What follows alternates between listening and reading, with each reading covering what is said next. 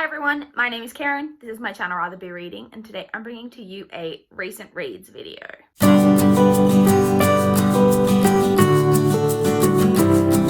It has been a week since we last checked in for a recent reads video. This past week, I felt like it was a really strong reading week. I finished 6 books. I DNF'd a further one. We had the first DNF of 2020. But overall, it just felt like I really got a lot read.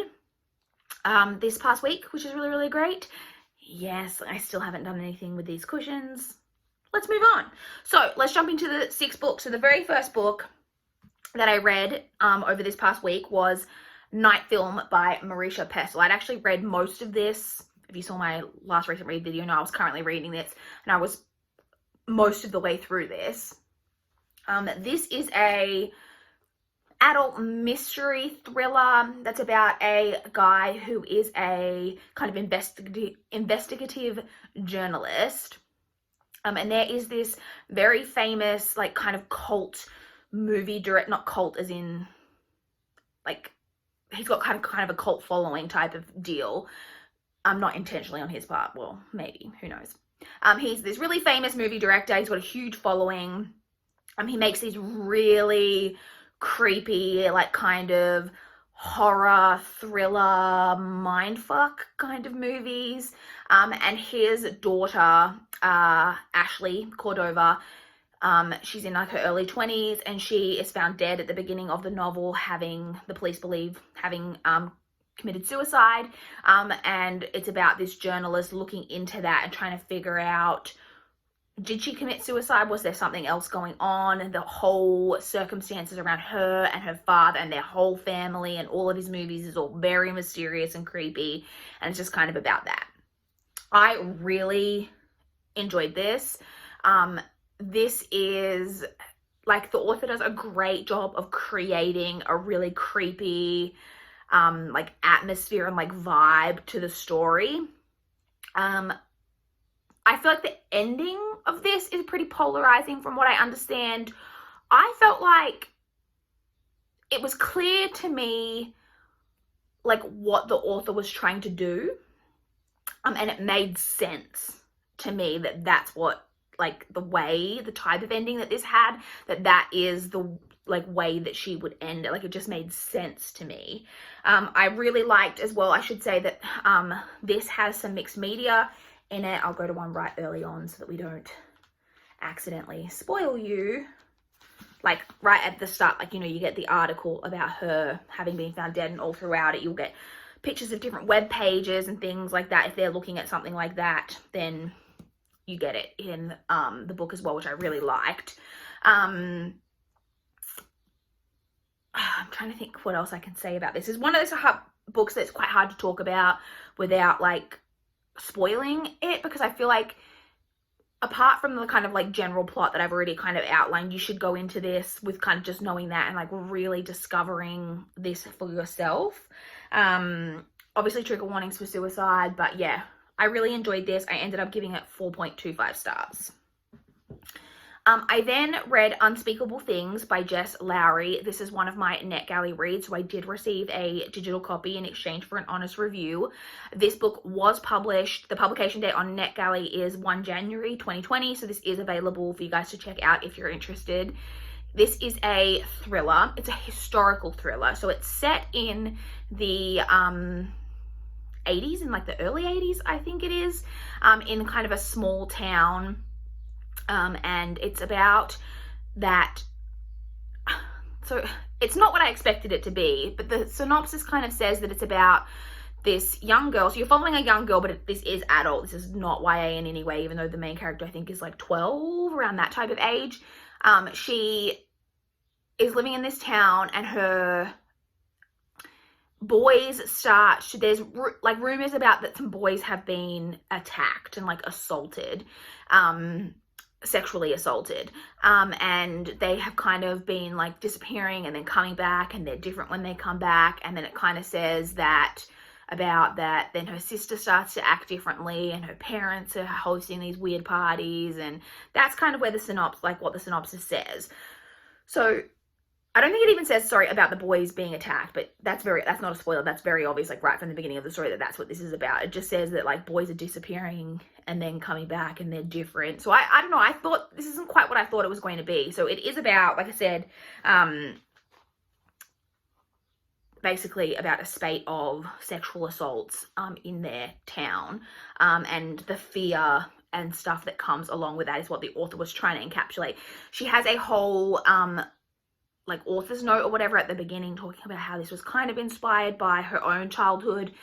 She grew up in the area close to where, oh, I'm forgetting his full name. It's Jacob something, the boy who inspired the first season of the In the Dark podcast, his disappearance and all of the kind of stuff that happened around that time and all of the fear and stuff around growing up, and that, you know, everyone around that area and kids growing up in that era all had like rumors about different, like, Chester the Molester, I think, is like a thing that, like, you know, was like a common thing that was like spread around back then. So that's kind of what inspired the story. And I get what she was trying for, but this was just like, this whole story just didn't really work for me. I felt incredibly disengaged from the story, which I don't even really know how the author managed that, because it's like an important like kind of topic, but I just didn't care, which sounds awful. There's also a whole like kind of thing going on with you not really being sure what's going on with the parents. Well, not really the parents, the dad. And even though there's a lot that's just like not properly explained, I think is one of my problems. And when you get to the end of the story, there's a lot that's left open. Too much, in my opinion. I don't mind kind of open endings where something's left to your interpretation, but there's just straight up questions that aren't answered at the end of this. There is a unpublished epilogue that the author originally had in the story, and then they decided to leave out, and you can find it on her website. So I did read the unpublished epilogue, and I thought that it was way too over the top, but it did give some more, like, answer some kind of questions that I think needed to be answered. So I don't know, it was a really weird kind of experience. There were also a lot of things, not only questions unanswered, but just things throughout the whole story that just straight up didn't make sense to me. Overall, I can't really go into those without kind of spoiling more about the story, but overall, I didn't really enjoy this. I gave it 2.5 stars. I then finally completed the audiobook of The Things We Keep by Sally Hepworth, which I had been reading for like 2 weeks. So I had started it while I was off, and then I was listening to it last week, but I wasn't well, and I finally finished it on Monday this week. So this is a like kind of literary fiction about a woman who has early age dementia. So she basically been from her, I think when she was 28, she first started seeing symptoms, and is diagnosed with this, and we're following her. I think she's in her like mid to late 30s at the stage that we're following her, and has like, the disease has progressed quite a lot, and she is moving into a assisted living facility.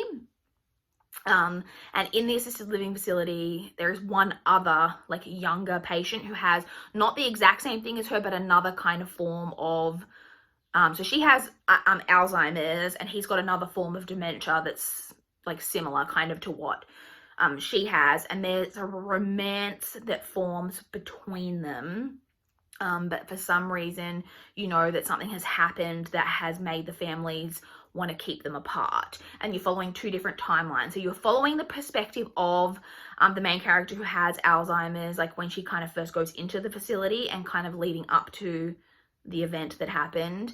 And then you're also following the perspective of a woman who has come to work at the assisted living facility as their new cook, who it's after the event has happened and they've been separated, and her not understanding why they're being kept apart and wanting them to be together, and then trying to discover what happened. So there's kind of a mystery-ish element to it, I guess, but it's not really about the mystery. It's about these characters and kind of their story. I thought that the author did a really great job with this, of creating, like, the characters were more than just their diseases, which I think can be hard to do in this type of story. I also think it was, like, from what I know, a pretty good portrayal of the disease. Like, it was really interesting the way that, you know, because like people with this type of disease will forget like words, like the name for something, and so, you know, she'd have it like hole in the wall, and like they're trying, like it's window, can't remember what the word window is. They'll be like the hole in the wall, and they don't even sometimes know that they're forgetting a word for something, and they just come up with these like inventive ways to kind of describe things. So all of that was interesting. Overall, I enjoyed this book. Trigger warnings for suicide and obviously Alzheimer's disease, if that's something that you're sensitive to. It was narrated, I should say, I listened to it on audiobook. It was narrated by Barry Kreinick and Therese Plummer, and I enjoyed that, and I gave it 3.75 stars. I then read The Graces by Law Eve. This is the one that I pulled out of my TBR cup for January, because this fulfilled the prompt of being a book that is about witches, or deals with witches, is witchy in nature, whatever the prompt was, something of that. Already having to move my legs, and we're just getting started filming for the day. So this is kind of like a contemporary magical realism type of witchy book. It's about a character named River. Well, River's not her given name, but it's her like true name that she feels, and you never know what her like given like Christian name is. She has moved to a new school. She's got kind of a mysterious backstory that we don't really know too much about. She's moved to this new school in this new, like in like a small town. And the town is famous for having the Graces, which is this family of, there's a girl named Summer who's in the same grade as River, and then like a grade or two above them is twins, whose names I'm all of a sudden forgetting. Althea? Is it Althea? Yeah, and Fenric. Anyway, and the Graces are really like mysterious figures throughout town that people think there's like this curse kind of surrounding them, and people think that they're witches, and River is like, everyone's like kind of scared of them but fascinated by them at the same time, and River is incredibly fascinated with them from day one, and it's about kind of that whole story. This has pretty low ratings because I think this was kind of marketed as being like a witch book, and then it's not as witchy as what people thought. I actually really enjoyed this. I liked, like, it's not as like magic-y as what you think it's going to be, but it's more about questioning whether there is magic in this, and there's stuff that's happening and you're like, is this magic? Is it not magic? And like, not just the character, like the River kind of questioning, are the Graces witches? Are they not? Is it just coincidental, some of the stuff that's happening, or like all of that? And I really enjoyed kind of the ride of that. This has got a lot of like friendship themes in it too, which I really, really liked. This also gets a lot darker than I expected it to get, which I really enjoyed. This is, I believe, a duology. There's at least a second book. I don't know if there's any more planned, but I think it's a duology. I am intrigued for book 2. I don't necessarily think, I need a reserve judgment until I read book 2, but I don't necessarily think there needed to be a book 2. I feel like this could have been wrapped up to just be a standalone, but I enjoyed this for what it was. I ended up giving this 3.75 stars as well. So we have that. Need to turn the page of my thing. Oh, the next book that I read was another audiobook, and that was The Lilac Girls by Martha Hall Kelly. This is narrated on audio by Cassandra Campbell, Kathleen Gatty, and Catherine Carner. This is a historical fiction, like a World War II historical fiction. We're following 3 different perspectives. We're following a character named Carolyn, who lives in New York, and she works for the like French consulate or French embassy or whatever it is in New York. We're following a character who is Polish, living in Poland, who is taken to, is it Ravensbrück? I can't remember the exact name of it, and it's the concentration camp, the only concentration camp in World War II that was specifically for women. So she gets taken to that concentration camp, and we're following her. And then we're also following a character who is a Nazi doctor, and she is a doctor at the concentration camp. And we're just kind of following all 3 of those threads. I quite enjoyed this. It was kind of slow to get going for me, but as the story kept unraveling, like, I really enjoyed it. I liked the way that all the stories kind of interconnected. This is also based on like two of these three women are based on real people. Mainly Carolyn Faraday. I think it's Carolyn Faraday. She is a real person. And there's quite an interesting like author's note at the end of this where the author talks about who Carolyn was and what parts of the story were taken, like, you know, from actual true events and which parts she kind of invented on. I always really like when authors do that. Also, a good chunk of this book is set post World War II. It is kind of set from right at the start, kind of right before the war and then through the war, but then also after the war, which I don't think you get a lot in World War II fiction. And that was actually my favorite portion of the book, was about like the last third or whatever after the war's ended, and kind of seeing the story like from that point like to the end. I don't really know what else to say about this. I really enjoyed it. I thought that it was well done, and I ended up giving that 4 stars. Then we come to my DNF. So I decided to DNF The Near Witch by Victoria Schwab. This is I don't know if it's supposed to be middle grade or YA, but you're following a female character who lives in kind of this fantastical small town called Near, and there is this kind of fairy tale type person known as the Near Witch. It's just like a fairy tale within their town. And then one day, and there's also there's never any outsiders in Near. Like, no one new ever comes there until one day the main character sees a boy, like, keeps seeing this boy, and the boy is new, and he's the first kind of outsider that's ever come to the town. And then kind of coinciding with that, children from the town start to go missing. And obviously that throws this new strange boy into like suspicion. I listened to just over 50% of this, and I just didn't care. I did not like any of the characters. I did not connect to the story at all. It has I guess it's more YA because it's got like a romance going on in it too, and I just thought the romance was terrible. I just didn't like the romance at all. And so I was considering DNFing it for a while, and I was about 40% through, and I was like, no, I don't think I'm going to continue. And then I was like, no, like, you can finish this today, because I was listening to this on Friday. I was like, you can get this book done today, and then, like, you will have finished it. Just keep pressing. And so I listened to another 10% of the book. And then I think that was right up until kind of around my lunch break when I was at work. And then I was caught up doing something else. And then I was kind of about to come back to it. And I was just like, I don't care. Like, I don't care what, sounds awful, but I don't care about what's happening to these kids. Like I don't even care enough to keep reading to find out, even though I feel like I know, but I just didn't care. And I was like, I don't want to listen to another few hours of this book when I just don't care about this story at all. I just could not connect to this story. So I DNF'd that one. And then the final book that I finished over this past week was North and South by Elizabeth Gaskell. So this is, of course, a classic. It follows the story of Margaret, who lives with her parents. She's kind of was living with her cousin and aunt kind of at the start, but they go away. I think they spend the summer at this area or maybe her parents live there all year and she just goes to spend it with them. I don't know. Anyway, she's living with her parents for the main part of the beginning of the book at this place where her dad is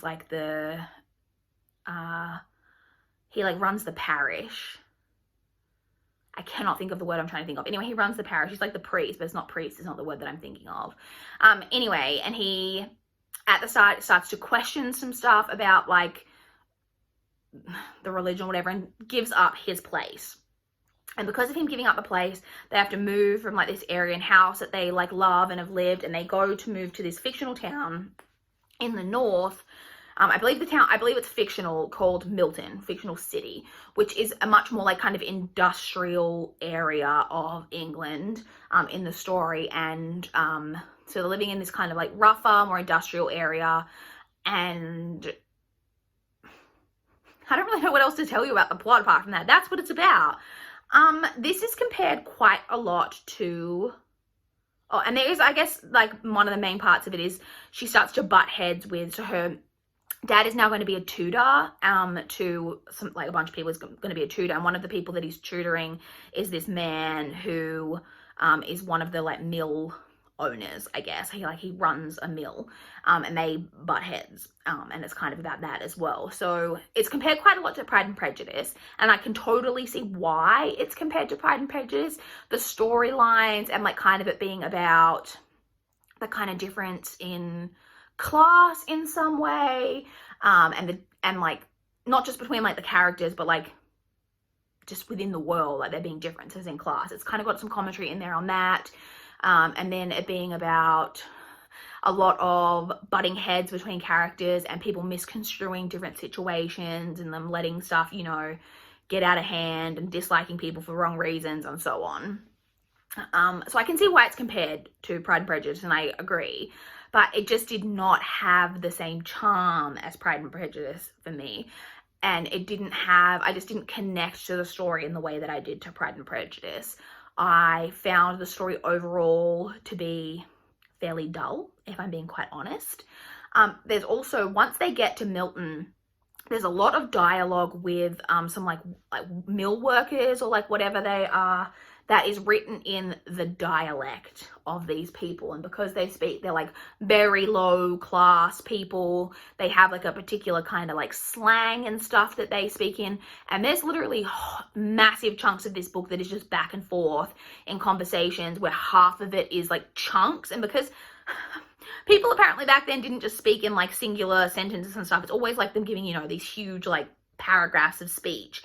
And it was like chunks and chunks of parts written in this dialect, and I found those parts so incredibly difficult to read that it was driving me kind of crazy. So that was an issue as well. Like, I didn't hate this book. I thought it had some interesting commentary on it. I'm definitely still interested in reading Wives and Daughters, which is Elizabeth Gaskell's kind of other like really famous one from what I understand. If you have read North and South and Wives and Daughters, let me know if you think that Wives and Daughters is better than North and South, because I'd be interested to know. But yeah, I gave North and South 3 stars. Like, I didn't hate it. It wasn't terrible, but it just was not this like great like Pride and Prejudice type story that I was kind of hoping that it would be. So that's it. Those are all of the books that I read over this past week. I say pretty good reading week overall. Oh, I guess we should touch on what I'm currently reading, and I just realized I didn't bring it in with me.